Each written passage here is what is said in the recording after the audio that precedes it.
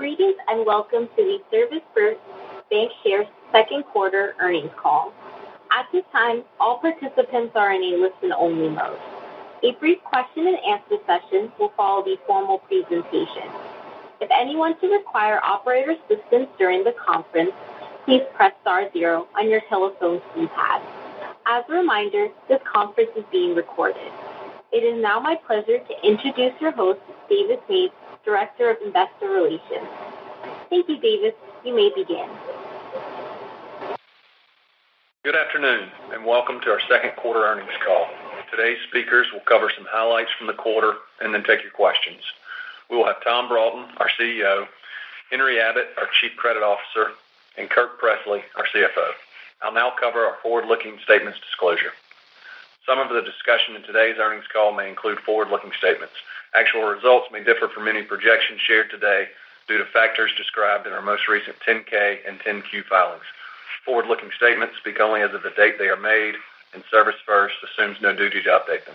With that, I'll turn the call over to Tom. Thank you, Davis, and good afternoon. Thank you for joining our second quarter earnings call. We think we have a really nice report that will please our investors today, and I'll start by discussing deposits. We did see a strong deposit growth of 16% annualized for the quarter. This is a bit unusual, as we normally see flat deposits in the quarter due to April tax payments. We did see the usual decline in deposits in April due to tax payments, but we did see solid deposit growth in the last 2 months of the quarter. Our deposit pipeline is still really solid, though many deposits never make it onto the pipeline. They just show up, so it's not as typically as accurate as a loan pipeline would be.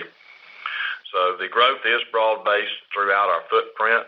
We also continue to add new correspondent banking relationships with 377 current correspondent bank relationships. The loan growth was very strong for the quarter at 15% annualized. We were pleased with both the level of loan demand and the profile of credit quality. We think many of our customers delayed projects last year after rates had risen a great deal in a short period of time, or they decided to make capital expenditures from cash. We are seeing them borrow again, which led to an increase in our C&I loans. And we still see the loan pipelines very strong, and it's increased 10% over last quarter. We added 14 new bankers in the quarter. We added 5 in Florida, 4 in the new Auburn-Opelika market, and the rest spread throughout the footprint. We are pleased with the new team in Auburn-Opelika. That is a $4.5 billion deposit market that's pretty well fragmented, so we think it's a great opportunity for us. The Memphis team in Tennessee is all in place. They were all added in the first quarter. They're all some of them at the end of the first quarter, so they're all on board during the second quarter. They're beginning to show results, and we are optimistic for the balance of the year. With our strong liquidity, we are seeing opportunities to acquire new customers, and we are optimistic about the balance of the year. So with that, I will stop. I'm going to turn it over to Henry Abbott, our Chief Credit Officer. Thank you, Tom. The bank continued to show strong credit quality in the second quarter of 2024, and we did this while achieving solid loan growth of roughly $450 million, which is 15% when annualized. I would also note that while we experienced loan growth, our AD&C as a percent of capital continues to fall. At the end of the second quarter, AD&C as a percent of capital was 86%, which has continued our downward trajectory from a high of 100% at the end of 2022. I'm pleased that in the current environment, non-performing assets are stable quarter over quarter. We ended the quarter at NPA to total assets of 23 basis points, which is 1 basis point higher than the prior quarter end. We did grow our ALLL by roughly $2.2 million during the quarter. ALLL to total loans you will see did decrease from 1.31% at March 31st, 2024 to 1.28%, and this was driven primarily by improved collateral values on two of our substandard credits. When looking at the first 6 months of 2024, annualized net charge-offs were only 8 basis points, which is less than our annual results for 2023 of 10 basis points. Annualized net charge-offs were down from the same period prior year. We had 10 basis points in annual charge-offs for the quarter and had 11 basis points in the second quarter of last year. We have managed to sidestep some potholes, one being that we don't have any major metropolitan office exposure. We continue to have a disciplined approach to winning new relationships in our footprint that help provide the bank with both loans and deposits. Loan growth activity should continue its positive momentum given our recent entrance into new markets in 2024. The bank has a granular and diversified loan portfolio that continues to perform at a high level, and I'm very pleased with our second quarter results. With that, I'm going to hand it over to Kirk. Thank you, Henry. Good afternoon. We are very pleased with the progress the bank has made so far this year. I'm going to focus my comments today on linked quarter because the trends are very meaningful and will highlight our momentum in both growing the balance sheet and earnings. Net income is up 17% annualized and margin is up 13%. Margin increased to $106.9 million in the second quarter versus $102.5 million in the first quarter. The margin is increasing from both the growth in the balance sheet and the repricing of our fixed rate loans and securities, along with maintaining the cost of liabilities.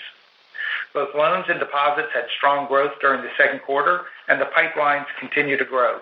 The net interest margin percentage is up 13 basis points from the first quarter to 2.79%, as the yield on interest-earning assets is up a strong 16 basis points, while the rate paid on interest-bearing liabilities grew modestly. As we noted in the last few quarters, we see margin increasing throughout the year. We don't anticipate a significant increase in the cost of funds going forward, while we expect the yield on interest-earning assets to continue to increase as we grow loans and fixed-rate loans and investments reprice. Opportunities to proactively reprice loans from covenant violations usually occur after taxes are filed and financial statements are received. This started in Q2 but should pick up steam in the third quarter. During the first quarter, we had $139 million of low-rate securities mature at a rate of 2.2%. We had approximately $120 million of maturing securities yielding 2.62% during the second quarter, and we'll have another $25 million yielding 2.93% in the third quarter. Reinvesting these proceeds and cash flows from mortgage-backed securities will improve the margin going forward. We did experience a minor increase in the cost of deposits. This was largely tied to the strong deposit growth. We do expect modest increases in the cost of funds as we grow deposits in the second part of the year. Core non-interest income expanded at a strong pace during the second quarter. When you exclude the infrequent BOLI death benefits of $1.2 million that we realized in Q1, our core non-interest income was up annualized linked quarter by almost 70%, primarily due to strong mortgage fee income, but we also had nice growth in credit card income and deposit fees. Mortgage fee income had a nice combination of a seasonally strong quarter, more favorable market conditions, and increased staffing levels. Credit card spend was seasonally low in the first couple months of the year, but has grown nicely since then, and we expect a good second half of the year as credit card accounts continue to grow and new correspondent banks are being added at a nice pace. Non-interest expenses are a little more challenging to explain because of the implementation of Accounting Standards Update 2023-02. This changed the amortization method to the proportional amortization method for historical and new market tax credits, and moved the amortization of the investments from other non-interest expense to tax expense. This new amortization method, which now matches the low-income housing tax credit accounting for qualifying investments, will reduce the volatility of our non-interest expenses going forward and better represent our operating and tax expenses by showing the cost of the tax credits along with the benefit in tax expense. We adopted the new accounting standard in the first quarter, but we did not complete the analysis until the second quarter, and therefore reflected this in the second quarter financial statements. The new accounting reduced the non-interest expenses by about $3.9 million in the second quarter from what they would have been under the previous accounting, but about one-half of which related to Q1. In discussing other components of non-interest expense, we continue to watch expenses closely, but our expenses have increased a little more than we expected at the beginning of the year. As, one, we continue to invest in producers and the staffing up of the new markets, along with the ancillary costs. Two, we have experienced a significant rise in healthcare costs based on poor performance of our plan. Three, we increased the reserve for unfunded commitments by about $340,000 due primarily to the growth in the balances of the unfunded commitments and a small decrease in the utilization rates. Four, we have continued to invest in our IT infrastructure. And five, we experienced higher commissions related to the strong mortgage activity discussed previously. We continue to invest for our long-term growth. As we discussed on previous calls, we opened a new location in Memphis earlier this year. That location was able to fully staff up quicker than we projected, which we are happy about, and it is fully operational. We have also been hiring for the new Auburn Opelika location that Tom discussed. Both of those locations come with compensation costs as well as other operational costs. As to the health plan, it is running about $500,000 more per quarter than we had projected, and we expect that to continue throughout the plan year. Our second quarter non-interest expenses would have been about $44.8 million if the new accounting had been adopted in the first quarter. Our current expectation is that non-interest expenses will grow at a much slower rate for the remainder of 2024. Income tax expenses under the new standard should be less volatile than in the past. The tax rate should be approximately 20% for the remainder of the year. We are pleased with the 13% linked quarter annualized increase in our book value per share and our ability to maintain our strong capital ratios despite the annualized 15% loan growth. As to what we expect going forward, we continue to be optimistic about 2024. The yield on assets is expected to continue to grow, both dollar and percentage, and we think we can manage the increase in the cost of interest-bearing liabilities to a much slower rate than the asset yield growth. We feel very good about the loan growth we experienced during the first half of the year, as well as our pipeline for the second half of the year. Deposit growth lagged the loan growth during the first 4 months, but it is trending in the right direction. Our capital, liquidity, and contingent liquidity remain strong. In summary, we like how we're positioned. Let me turn it over to Davis. Thanks, Kirk. Let's open the lines for questions. Thank you. We will now be conducting a question and answer session. If you would like to ask a question, please press star 1 on your telephone keypad. A confirmation tone will indicate your line is in the question queue. You may press star 2 if you would like to remove your question from the queue. For participants using speaker equipment, it may be necessary to pick up your handset before pressing the star key. One moment, please, while we poll for questions.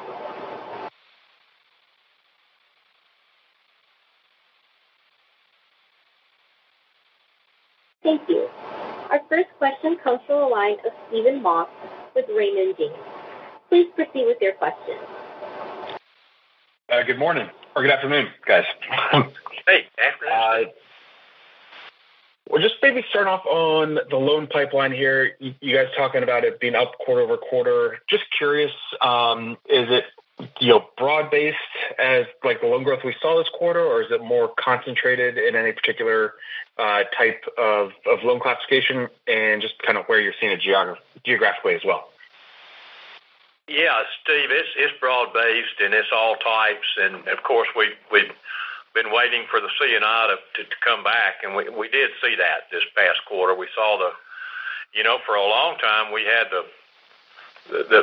double negative. We had people taking money out of their money market and checking accounts and making capital expenditures instead of borrowing from us. So, now that's a double hit. So now they're back, borrowing money again for capital expenditure projects. So we feel good about, organic loan demand picking up with our existing customer bases, which we've been been needing. And of course, we still see, obviously, there's a lot of CRE projects are on, permanent hold based on the higher interest rates. I think it's pretty obvious. So we think it's broad-based, and it's not just in any one state. It's in all of our markets, and and it's everything from maritime to, it's almost everything except perhaps assisted living, I would say.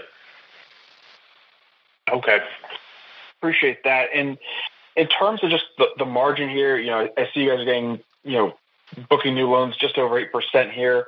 Obviously, funding costs relatively stable, a nice plus as assets reprice. Just curious as how you guys are thinking about the cadence of that margin expansion after a pretty good step up 2 quarters in a row now. Well, we don't really want to forecast the NIM percentage, as you would, I'm sure, understand. But what we think is you've got a lot of information on what's going on with the growth of the assets, and you've got some information on quarter end on where our cost of deposits are going. So they're moving up a little bit as we're growing at a really nice pace. But we expect this tailwind in margin to run for more than a few quarters. Okay. Fair enough. And then in terms of just the, correspondent banking business, just kind of curious, what are the business trends you guys are seeing there, addition of customers and, the associated fee income as well? Yes, this is Rodney Rushing. We're seeing it, mainly in some of our newer markets in Texas. We got over 25 banks there now, and we got a strong pipeline. We saw some change in correspondent providers in the state of Tennessee and Kentucky. We hired a new officer to help cover half that territory. We already had one in place. And so, Tennessee, Kentucky, and Texas is where the majority of our new relationships are coming from. Okay, great. I appreciate the color there, and I'll step back in the queue. Thank you, Steve. Thank you. Our next question comes from the line of Dave Bishop with Hovde Group. Please proceed with your question. Yeah, good evening, gentlemen. Hey, Dave. Hey, Tom, just curious, it looks like, not only growth rebounded on the commercial side, but also on, I think it's the other commercial real estate, maybe non-owner occupied. Just curious maybe where you're seeing strength, what types of projects, are there pockets of growth and maybe, new yields in that production? Just curious where you're seeing the resilience in the CRE market. I think I'm going to let Henry Abbott answer the question, Dave, but I can say in general, I think that, a bank that has liquidity and deposit growth is attracting new customers these days because there are a lot of banks that, in some cases, the incumbent bank that doesn't have the liquidity, that they've had in years past to make new loans. So I think, part of when people say we don't have any loan demand is because they can't perhaps fund loan demand. So, we're being real picky about the people we loan money to, the type of projects. Of course, our number one priority is taking care of our existing clients. That is always going to be our priority, is our existing customers that we have and have been with us a long time. But Henry, can you add anything there? Yeah, from a specific on the non-owner occupied segment, where we saw some of the growth, as Tom mentioned, these are for, existing customers or new customers with significant equity to put into projects, whether that's, acquiring an existing project or building one. But multifamily and then warehouse are kind of the primary drivers there. Thank you. Our next question comes from the line of Stephen Scouten with Piper Sandler. Please proceed with your question. Hey, good afternoon, everyone. Appreciate the time here. I guess I did have one question, just maybe a clarifying question around some of the expense commentary. You gave that $44.8 million number, I guess, if that accounting change had been in effect. for the previous quarter as well. So is that $44.8 million number, is that the better run rate moving forward as we think about the go-forward expense base starting out? Exactly, yes. Okay. And so then it will grow at a slower pace off of that number. Is kind of that's overall correct. mindset. That's correct. And the tax rate should be around 20% going forward. Oh, perfect. Very helpful. Thank you. And then it looked like, if I'm looking at these numbers correctly, it looked like on an end-of-period basis, maybe you saw a little bit more pressure on non-interest-bearing deposits this quarter. Was there anything, I guess, to speak of there? I mean, obviously it's pretty stable on an average basis, but I'm just wondering if that's a trend we would likely see impact the average balances next quarter based on what you saw end of period. Yeah, go ahead, Kurt. Yeah. So you hit it on the head with the average balance was just about the same. It went down right at the end of the quarter. We think that's going to come back, but obviously we don't know for sure. It might be some house cleaning at the end of the quarter, but you would normally think that at the end of the first quarter too. But the average balances are almost spot on. So we don't see anything that really is overly concerning to us at this point, that it's a new trend or anything like that, if that's what you're asking. Yep. Okay. Very helpful. And maybe just a couple other things for me. One, from a new hire perspective, what would you expect kind of the cadence of that to be moving forward? I think you said you had 14 new bankers in the quarter, 20 overall FTE adds. Should we expect a similar cadence throughout the rest of the year, or are those opportunities maybe not as prevalent, and/or is it not the time you want to be investing in those, given the market opportunities that are out? I'll answer it like this: we don't have anything really, today in the pipeline, but I've learned that can change, in the morning, right? I mean, and if we find the right team in the right market, we will hire them all as far as we can see. We think it's in the long-term best interest of the shareholders, not in the short-term best interest of the shareholders. So we're going to make a long-term decision with really good people that we can add. Our thought is that the team that has the best people that usually wins. It's not the head coach's putting in brilliant plays. It's just having the best players. So that's what we want, is the best players. Yep, I totally agree. Okay, and then just last thing for me, from a loan-to-deposit perspective, I mean, you've made a lot of progress year over year there. Is this kind of where we should expect you to try to run the bank moving forward in this kind of, mid-90s loan-to-deposit ratio percentage? Yeah, I think that's probably right. And as you know from past conversations, we view a lot of the correspondent almost like deposits that aren't showing up in deposits, especially the settlement accounts. So we will feel pretty comfortable running in the mid-90s. Got it. Makes sense. Super helpful, guys. Appreciate it, and congrats on a really good quarter. Thank you. Thank you. Our next question comes from the line of Dave Bishop with Hovde Group. Please proceed with your question. Yeah, thanks, guys. Just had a couple quick follow-ups. Appreciate the color in terms of the CDs rolling off next quarter. Just curious what you're seeing, maybe the blended rate or new offering rates on CDs, or new CD money coming into the door, how that compares to maybe the average cost.